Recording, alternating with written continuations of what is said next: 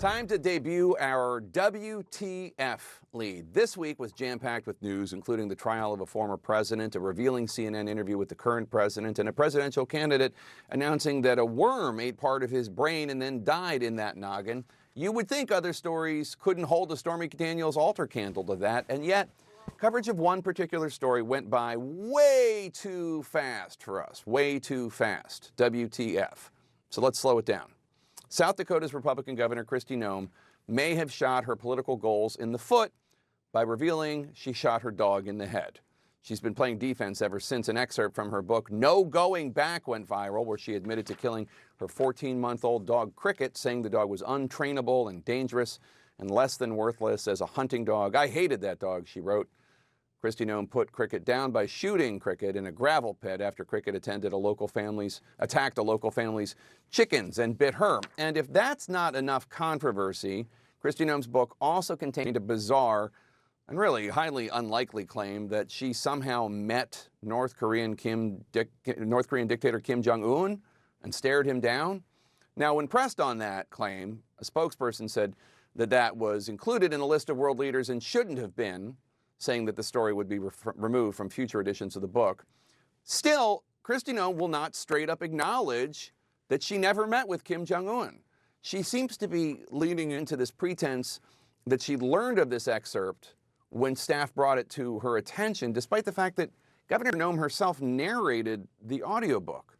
So here's just some snippets of her disastrous media tour. If you asked me a month ago, who's at the top of the list to run with Donald Trump, I would have said your name. If you asked me that same question this morning, I don't even think you're on the list. Really? So my question for why you, is that? yes, really, and it's because of things that have come out in this book, like your claims that you met Kim Jong-un, and then over the last week. I should not have put that anecdote in the book. That I'm not going to talk about my meetings. But an anecdote indicates that it happened, I'm right? not Did the dog story come up in a conversation with Trump? I talk to President Trump all the time. Did you bring up yes, the dog? enough, with Trump? Stuart. With Trump? Did you this bring interview up the dog is with Trump? ridiculous, what you were doing right now. When you recorded your own audiobook, you didn't notice I'm this not going to passage? discuss about my meetings with world leaders. I'm not asking you to. I'm asking you about recording the audiobook. Did you want to talk about something else today?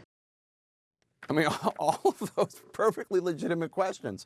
On Sunday, Governor Noem took the even more curious step. You're not going to believe me when I tell you this if you missed this, but took the even more curious step of suggesting that President Joe Biden's dog, Commander, should be shot because of multiple incidents of his biting Secret Service members.